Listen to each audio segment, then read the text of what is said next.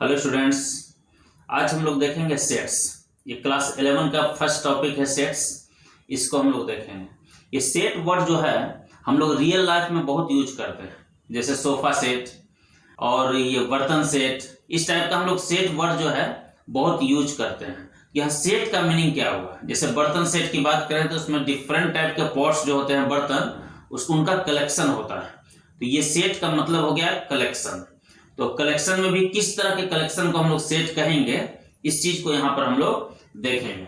हमने इसको डिफाइन किया है, a set is a well defined collection of objects. यहाँ पर हमारे पास एक वर्ड आ रहा है वेल डिफाइंड। कलेक्शन हम लोग समझ रहे हैं, कुछ ऑब्जेक्ट्स को कलेक्ट करते हैं एक जगह, तो उसको हम लोग कलेक्शन कर सकते हैं। यहाँ पर है वर्ड वेल डिफाइंड कलेक्शन।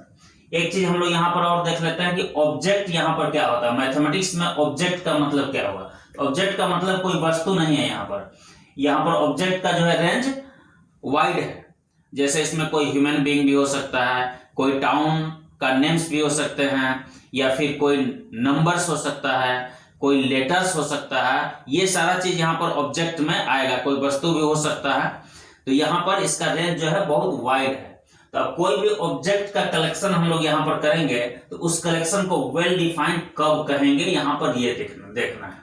तो यहाँ पर वेल डिफाइंड कलेक्शन हम लोग किसको कहेंगे? कोई भी कलेक्शन जिसके बारे में यह हम लोग डेफिनेटली कह सकते हैं कि कोई पर्टिकुलर ऑब्जेक्ट उस कलेक्शन में रहेगा या नहीं रहेगा, तो उस तरह के कलेक्शन को हम लोग वेल डिफाइंड कलेक्शन कहेंगे। यानी कि कोई भी कलेक्शन हम लोग ले रहे हैं, किसी भी पर्टिकुलर ऑब्जेक्ट के बारे में अगर हम टॉक करते हैं तो किसी से भी पूछेंगे कि वह इस कलेक्शन में रहेगा कि नहीं, तो वह व्यक्ति डेफिनेटली कह सकता है कि हाँ इस कलेक्शन में रहेगा या नहीं रहेगा। तो उस कलेक्शन को हम लोग वेल डिफाइंड कलेक्शन कहेंगे। जैसे एग्जाम्पल के लिए लेते हैं क्लास 11 के स्टूडेंट का कलेक्शन। स्टूडेंट्स ऑफ क्लास 11 कौन है कौन नहीं है ये बिल्कुल क्लियर है। कोई भी एक स्टूडेंट को हम लोग सेलेक्ट करते हैं, वह क्लास 11 का अगर है तो उस कलेक्शन में रहेगा। अगर वो क्लास 11 का नहीं है तो वो कलेक्शन में नहीं रहेगा। ये क्लियर है, ये पर्सन टू पर्सन वेरी करने वाला नहीं है। लेकिन अगर हम पूछते हैं गुड स्टूडेंट्स का कलेक्शन, तो यहां पर ये पर्सन टू पर्सन वेरी कर जाएगा, क्योंकि गुड का होने का कोई क्राइटेरिया नहीं है कि क्या होने से गुड होगा। जैसे कोई 90% मार्क्स लाता है स्टूडेंट तो उसको गुड कहेंगे, और कोई 89% लाता है तो उसको गुड नहीं कहेंगे। ऐसा कोई क्राइटेरिया नहीं है। तो गुड क्या है? इस तरह के टर्म को हम लोग वेग टर्म बोलते हैं। ये पर्सन टू पर्सन वेरी कर जाता है। किसी एक स्टूडेंट को सिलेक्ट करेंगे, किसी एक आदमी से पूछेंगे यह कैसा स्टूडेंट है, तो हो सकता है वह उसको गुड कहे, कोई दूसरा व्यक्ति हो सकता है कहे कि ये गुड नहीं है। ये पर्सन टू पर्सन वेरी कर जाता है। तो इस तरह के कलेक्शन को हम लोग सेट नहीं कहेंगे। यानी ये कलेक्शन जो है ये वेल डिफाइंड नहीं है, इसलिए इसको सेट हम लोग नहीं कहेंगे। और भी एग्जांपल ले सकते हैं, जैसे ब्यूटीफुल फ्लावर्स का कलेक्शन, तो ये भी सेट नहीं है, क्योंकि ब्यूटीफुल फ्लावर, ब्यूटीफुल एक वेग टर्म है। ये पर्सन टू पर्सन वेरी कर जाता है। कोई भी एक फ्लावर लेकर हम लोग 10 लोगों से पूछेंगे ये ब्यूटीफुल फ्लावर के कलेक्शन में रहेगा कि नहीं, हो सकता है उसमें कुछ लोग कहेंगे कि रहेगा, कुछ लोग कहेंगे नहीं रहेगा। तो ये पर्सन टू पर्सन वेरी कर जाता है, तो यह सेट नहीं है। अब हम लोग नेचुरल नंबर्स के कलेक्शन को देखें तो क्लियर है। कोई भी हम नंबर लेते हैं, जैसे 7 लेते हैं, वो किसी से भी पूछेंगे अगर वह नेचुरल नंबर की जानकारी रखता है तो निश्चित रूप से वो कहेगा कि वह नेचुरल नंबर है। यानी उसमें कोई कंफ्यूजन नहीं है। 7 एक नेचुरल नंबर है, ये पर्सन टू पर्सन वेरी करने वाला चीज नहीं है, वह इस कलेक्शन में रहेगा। अगर -7 हम पूछें कि नेचुरल नंबर के कलेक्शन में रहेगा कि नहीं, तो वो नेचुरल नंबर के कलेक्शन में नहीं रहेगा। इसके बारे में डेफिनेटली कहा जा सकता है, किसी से भी पूछा जाए तो। इसका मतलब यह नेचुरल नंबर्स के जो सेट है, उस सेट को हम लोग नेचुरल नंबर्स का जो कलेक्शन है उसको हम लोग कहेंगे कि एक सेट है। यहां पर हम कुछ एग्जांपल्स लिख लेते हैं, आप इसको नोट कर लें। The collection of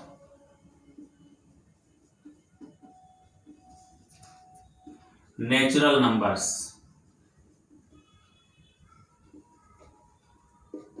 is a set.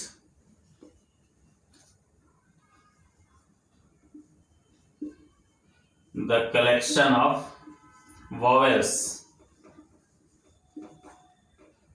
is a set.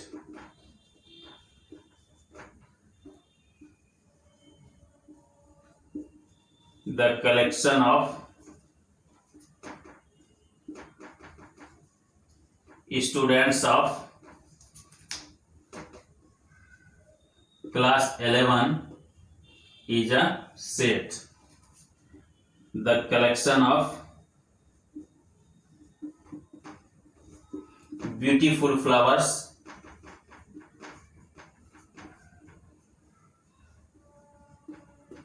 is not a set. The collection of great poets is not a set, etc. आप इसको नोट कर लें. Note: the objects of a set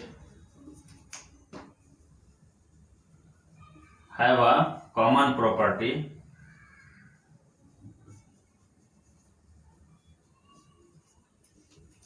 which is not possessed by any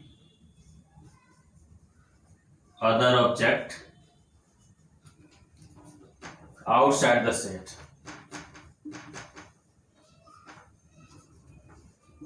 clear है?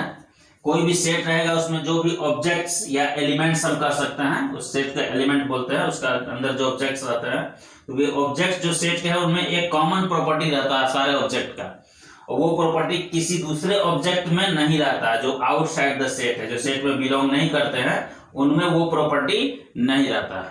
तो यह एक important point है, इसको आप नोट कर सकते हैं। दूसरा पॉइंट इसमें और हम नोट करेंगे, सेट के नेम को हम लोग हमेशा कैपिटल लेटर में लिखते हैं। A set is always denoted by capital letters and its elements are usually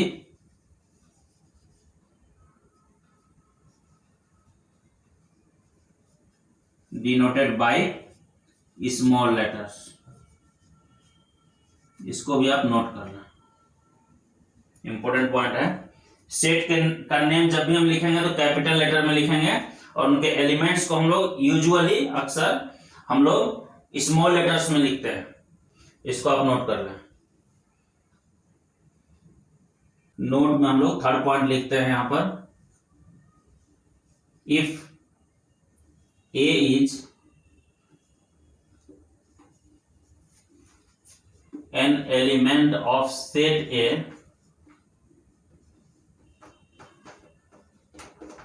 we write A epsilon, ये है ग्रीक सिंबल, एक एप्सिलॉन है ये, इसको हम लोग यहां पर बिलोंग्स टू पढ़ेंगे। A belongs to set A, read as A belongs to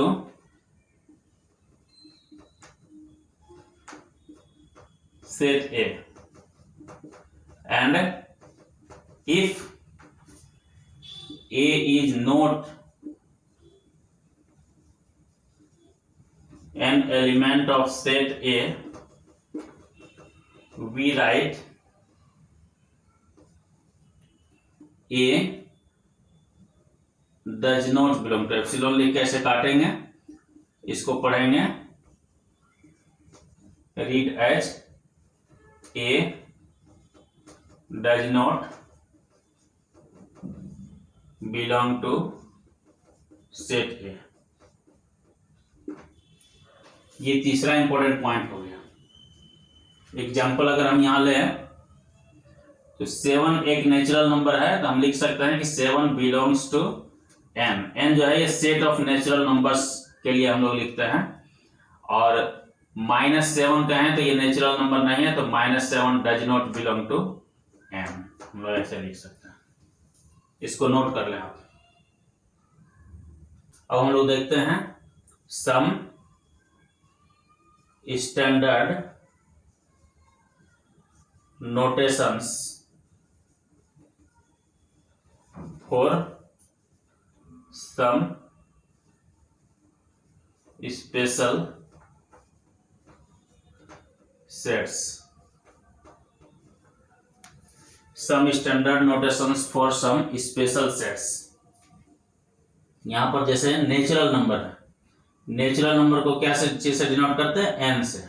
the set of natural numbers, the set of natural numbers, इसको हम लोग एन से डिनोट करते हैं। इसके बाद जेड डब्ल्यू कर लेते हैं, यहां पर डब्ल्यू से डिनोट करते हैं हम लोग the set of whole numbers.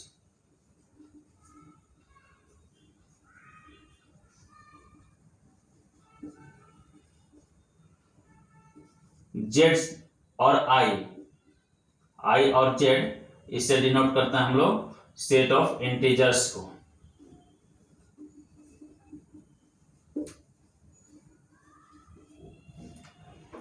Z plus अगर लिखते हैं तो ये हो जाएगा the set of positive integers.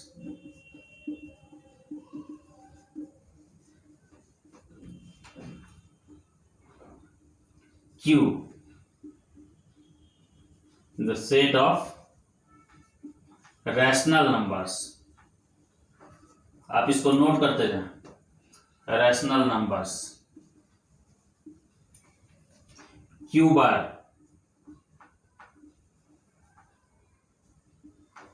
the set of irrational numbers। Q plus भी यूज कर सकते हैं हम लोग, तो set of positive rational numbers हो जाएगा।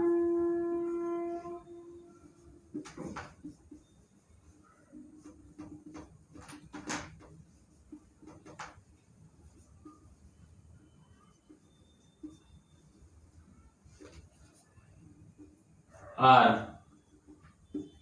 the set of real numbers।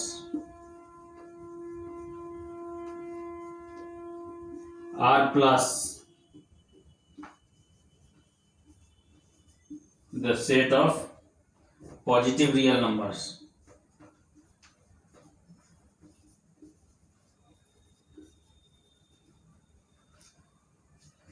R not भी कहीं कहीं यूज होता है।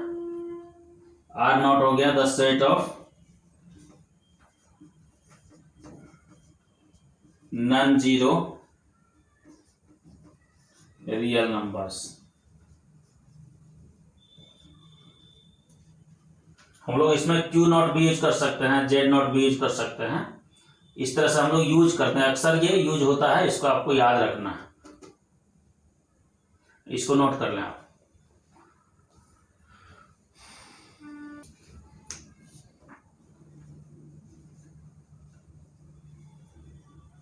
Representation of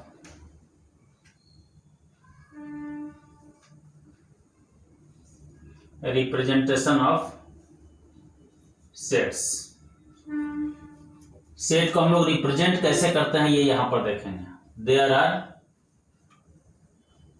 to ways to represent a set. Set को हम लोग दो तरह से रिप्रेजेंट कर सकते हैं। पहला जो है ये रोस्टर या tabular form.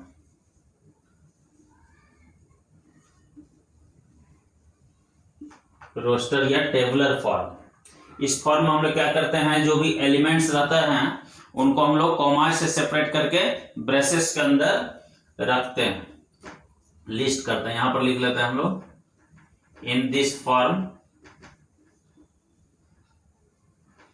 Elements are listed within braces. Braces क्या हुआ, ये ब्रैकेट जो होता है ना, इसी को ब्रेसेस बोलते हैं।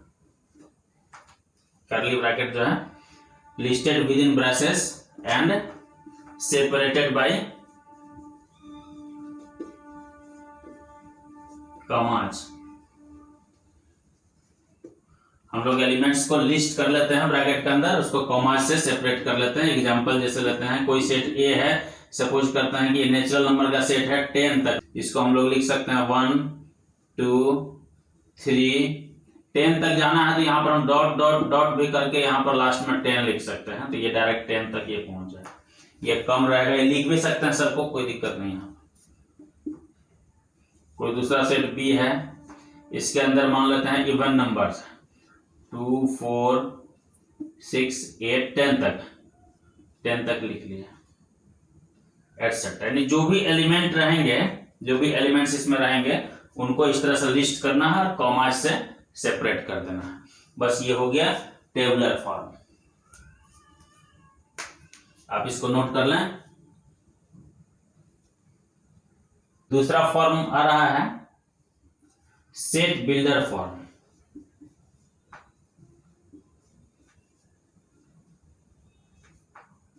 सेट बिल्डर फॉर्म, इसमें क्या होता है, एलिमेंट्स को नहीं लिखना रहता, उनके कॉमन प्रॉपर्टीज को यहां लिखना रहता है। ऐसे प्रॉपर्टीज लिखेंगे जो ये पोजेस करते हैं, यानी इनका जो प्रॉपर्टी है लिखेंगे, इसके अलावा कोई दूसरा एलिमेंट उस प्रॉपर्टी को पोजेस नहीं करना चाहिए। इस तरह का प्रॉपर्टी को लिखना है। यानी इसमें हम लोग क्या करते हैं, we write the properties of elements within braces। Bracket यही यूज होगा, इसके अंदर इसके प्रॉपर्टी को लिखते हैं। उसका लिखने का भी एक तरीका है, कैसे लिखते हैं, दैट इज, इसके लिखने का जो तरीका है, हम लोग क्या करते हैं, सबसे पहले यहाँ x लिखते हैं, इसको पढ़ेंगे सेट ऑफ ऑल x, ये सेमी कोलन रहता है, इसको हम लोग पढ़ेंगे सच दैट, ये x set of all x such that, यहां पर प्रॉपर्टी ऑफ हमको लिख देना है, properties of x। x means element हो गया, जो एलिमेंट है जिसको यहां पर लिखना है, उसका प्रॉपर्टी को यहां पर हम लिख देंगे। जैसे यही ए की बात करें, इसको कैसे लिखेंगे, एग्जांपल के लिए देख लेते हैं हम लोग। ए सेट है, इसके अंदर 1 से लेकर 10 तक नेचुरल नंबर्स हैं, तो यहां पर हम लिख सकते हैं set of all x such that x belongs to n। x belongs to n means x एक नेचुरल नंबर है and x is less than और इक्वल टू 10। इतना इंफॉर्मेशन दे दिए तो यही सारा एलिमेंट हमको मिलेगा। 1 से लेकर के यहाँ 10 तक के सारे नेचुरल नंबर्स हैं, तो यहाँ पर सेट ऑफ ऑल x, यानी ऐसे सारे x इसमें रह सकते हैं जो कि नेचुरल नंबर हो और 10 या 10 से छोटे हो। तो 10 या 10 से छोटे हैं ये और नेचुरल नंबर है, तो यही सारा एलिमेंट हुआ, इसके अलावा और कोई भी एलिमेंट नहीं होगा। अगर हम b की बात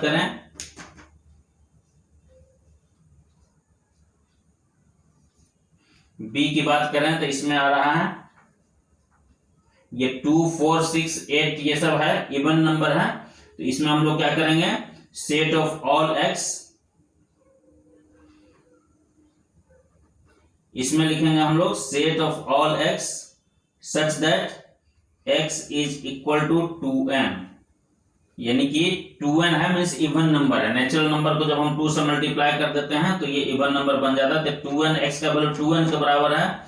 और n क्या है, यहाँ पर n जो है वो नेचुरल नंबर है, यहाँ पर नेचुरल नंबर n के जगह पुट करके 2 से मल्टीप्लाई करेंगे तो ये सब मिलते जाएगा हम लोग को। हमको कहां तक पुट करना है, तो 5 तक पुट करना है, तो कि 5 टू जाए यहाँ पर 10 आ जाए, बस हो जाएगा। यानी कि एंड यहाँ पर लिखेंगे कि n जो है हमको लेस देन और इक्वल टू 5 ही पुट करना है। n के जगह हम लोग नेचुरल नंबर पुट करेंगे और 5 तक ही पुट करना है, यानी n के जगह अगर हम 1 पुट करते हैं तो x का वैल्यू हमारा 2 हो जाएगा, ये एलिमेंट मिल जाएगा। n के जगह अगर हम 2 पुट करते हैं तो 2 2 जब 4 हो जाएगा, दूसरा एलिमेंट मिल जाएगा। ऐसे मिलते जाएगा, लास्ट में जब 5 पुट करेंगे तो 10 आ जाएगा। यानी कि इसको हम लोग इस तरह से सेट बिल्डर फॉर्म में लिख सकते हैं। अब कुछ क्वेश्चन हम देंगे आपको, वो सेट बिल्डर फॉर्म में आपको करना है। ये टेबलर फॉर्म में देंगे तो उसको सेट बिल्डर में करना है, और सेट बिल्डर फॉर्म में देंगे तो उसको टेबलर फॉर्म में करना है। ये आपका होमवर्क हो जाएगा।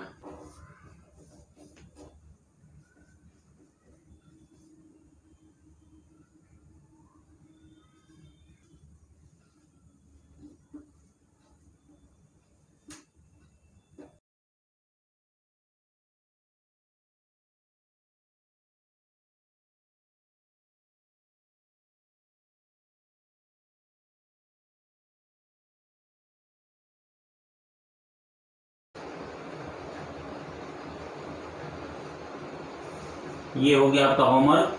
आप इसको सॉल्व करके मेरे पर्सनल व्हाट्सएप नंबर पर भेजेंगे।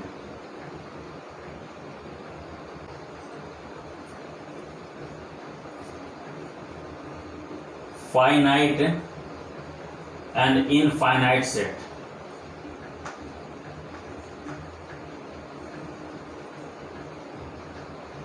सेट्स ये क्लियर है। फाइनाइट और इनफाइनाइट सेट क्या होता है, क्लियर है।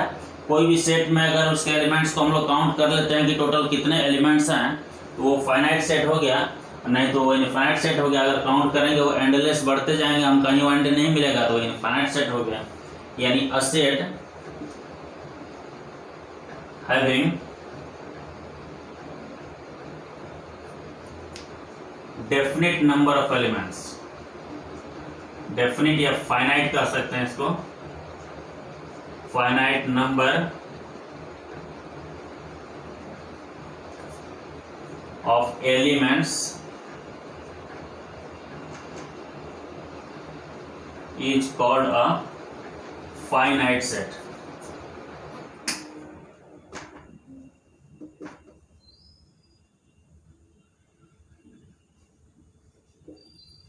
otherwise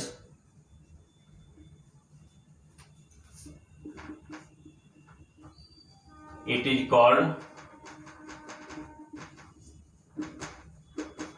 infinite set. Finite and infinite set. A set having definite infinite number of elements is called a finite set. Otherwise it is called an infinite set. Clear है? अगर हम किसी set के elements को count कर लेते हैं कि कितने हैं, तो वो फाइनाइट सेट होगा। अगर काउंट नहीं कर पाते हैं तो वो इनफाइनाइट सेट हो गया। Example a equal to 1 2 3 dot dot करके यहाँ 100 तक कर दिया हमने, तो ये निश्चित रूप से ये फाइनाइट सेट हो गया, क्योंकि यहाँ पर एंड हमको मिल गया है इसका। ये फाइनाइट सेट हो गया। इसके एलिमेंट्स को हम काउंट कर सकते हैं। दूसरा हम ले लेते हैं n, ये सेट ऑफ नेचुरल नंबर्स है 1 2 3 डॉट डॉट डॉट, यानी इसका कहीं एंड मिलने वाला नहीं है, तो ये हो गया इनफाइनाइट सेट। ये हो गया इनफाइनाइट सेट। अब ये जो फाइनाइट सेट है, इसके एलिमेंट्स को हम लोग काउंट कर सकते हैं। तो कितने एलिमेंट्स हैं, एलिमेंट्स की संख्या को, नंबर को हम लोग क्या कहते हैं, कार्डिनल नंबर बोलते हैं।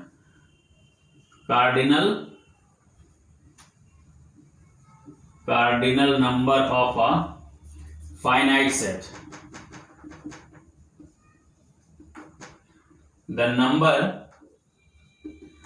number of elements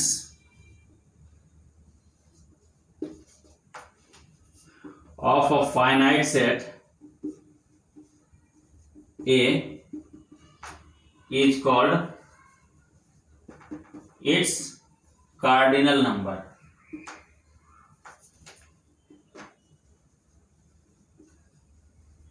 Denoted by NA.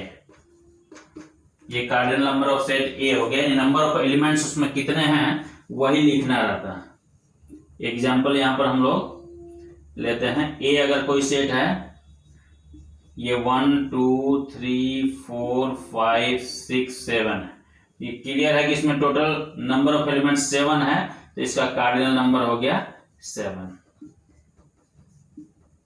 इसी तरह से हम लोग फाइनाइट सेट अगर है तो उसमें नंबर ऑफ एलिमेंट्स को हम लोग काउंट करेंगे, उसको लिख देंगे, वही इसका कार्डिनल नंबर हो जाएगा। इसको आप नोट कर लें।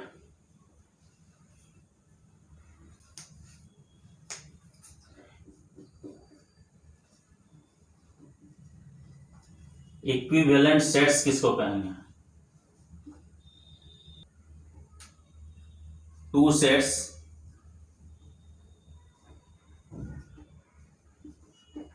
A and B are said to be equivalent if number of elements in set A, यानी cardinal number of set A is equal to cardinal number of set B। दोनों का cardinal number यानी number of elements दोनों में अगर same हो जाए तो उसको हम लोग कहेंगे कि इक्विवेलेंट सेट्स हैं। जैसे A सेट ले लिए, इसके अंदर एलिमेंट ले लेते हैं 1 2 3 4 5। दूसरा सेट B ले लेते हैं, इसके अंदर एलिमेंट ले लेते हैं A B C D E। तो यहां भी here number of elements in set A यानी cardinal number of set A is equal to cardinal number of set B। ये दोनों 5 के इक्वल है। इसमें भी 5 एलिमेंट्स हैं, इसमें भी 5 एलिमेंट्स हैं, therefore A and B are equivalent sets.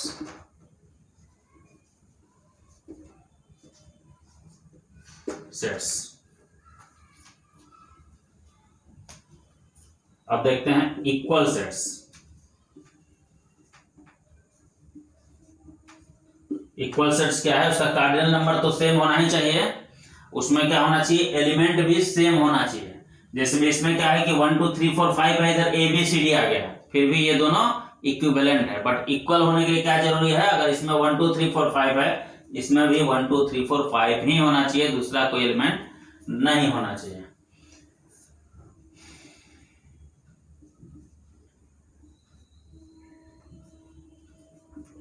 Two sets having exactly the same elements are called equal sets। Exactly same होना चाहिए दोनों में। जैसे सेट A ले लेते हैं, इसके अंदर 1 2 3 4 5। दूसरा सेट B लेते हैं तो इसके अंदर भी 1 2 3 4 5 ही रहना चाहिए। ऑर्डर हो सकता है कि चेंज हो जाए, कोई दिक्कत नहीं है। 2 4 1 3 5 एलिमेंट वही का वही रहना चाहिए। इसमें 5 है तो इसमें 5, और जो एलिमेंट इसमें है वही एलिमेंट इसमें भी होना चाहिए। इसमें ऑर्डर इंपॉर्टेंट नहीं है, किसी को कहीं भी लिखें, बस एलिमेंट्स को रिपीट नहीं करना रहता है। इसमें एक एलिमेंट को एक ही बार लिखते हैं, इसको आप नोट कर लें। Types of sets.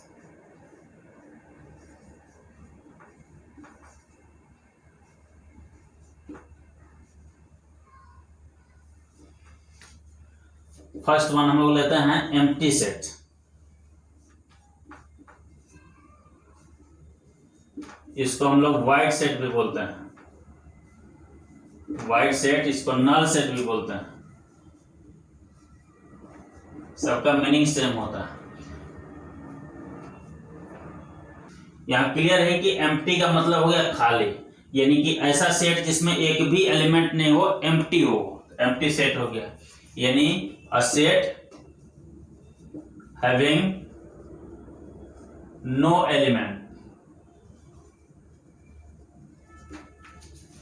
is called an empty set, और a void set और a null set। एग्जाम्पल लेते हैं A, इसमें लेते हैं set of all x such that x belongs to n and x is less than 0। यानी कि x, इसमें ऐसे सारे x रहेंगे जिसमें x क्या है, नेचुरल नंबर है और 0 से छोटा भी है। तो 0 से छोटा कोई नेचुरल नंबर नहीं होता है, 0 भी नहीं होता है, 0 से बड़ा ही नेचुरल नंबर होता है। यानी कि यह सेट खाली रह गया तो इसको हम लोग कहेंगे एम्प्टी सेट। इसको फाई से डिनोट करते हैं, या फिर बॉक्स इस तरह से बना करके ये ब्रेसेस इसको खाली छोड़ देते हैं। ठीक है, कोई स्टूडेंट दोनों यूज कर देता है, ब्रेसेस के अंदर फाई को लिख देता है तो वो गलत है, उसमें एक एलिमेंट हो गया, वो एम्प्टी नहीं हुआ। एम्प्टी होगा तो या तो उसको हम लोग फाई लिखेंगे या फिर इस तरह से ब्रेसेस बना करके उसको छोड़ देंगे। यहां पर हम लिख देते हैं डिनोटेड बाय फाई, और ये ब्रेसेस लिख करके यहां पर हम लोग छोड़ देते हैं इसको। सेकंड वन है singleton set.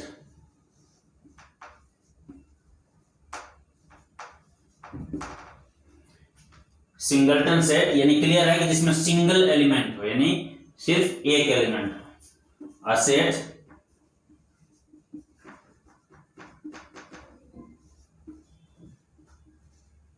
only one element is called a singleton set। Example ले सकते हैं, कोई सेट ले लेते हैं, set of all x such that x belongs to n and x is less than or equal to 1। 1 या 1 से छोटा कोई नेचुरल नंबर, निश्चित रूप से सिर्फ 1 ही आ रहा है, एक ही एलिमेंट है, सिंगल एलिमेंट है, तो यह एक सिंगलटन सेट हो गया। सिंगल एलिमेंट काउंट करेंगे, कार्डिनल नंबर अगर इसका 1 है तो यह एक सिंगलटन सेट हो गया। उसी तरह से ले सकते हैं पेयर सेट, जिसमें 2 एलिमेंट हो तो पेयर सेट हो गया। A set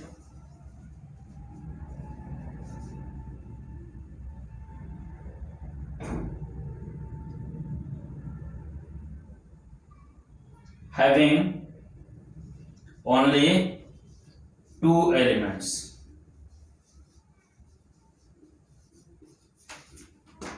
is called a pair set।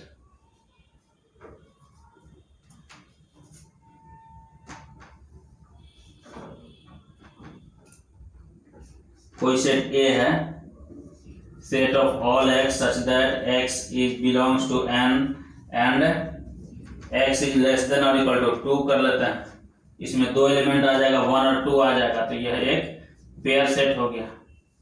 Cardinal number इसका 2 है तो यह एक हो गया पेयर सेट। यानी कोई भी सेट रहेगा उसमें 2 ही एलिमेंट अगर रहेंगे उसको हम लोग पेयर सेट कह सकते हैं, इसको आप नोट कर लें। फोर्थ वन है set of sets.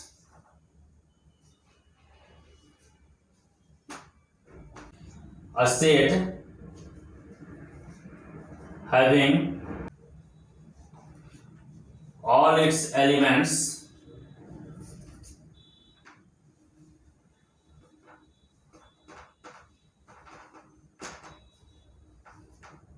as sets is called a set of sets।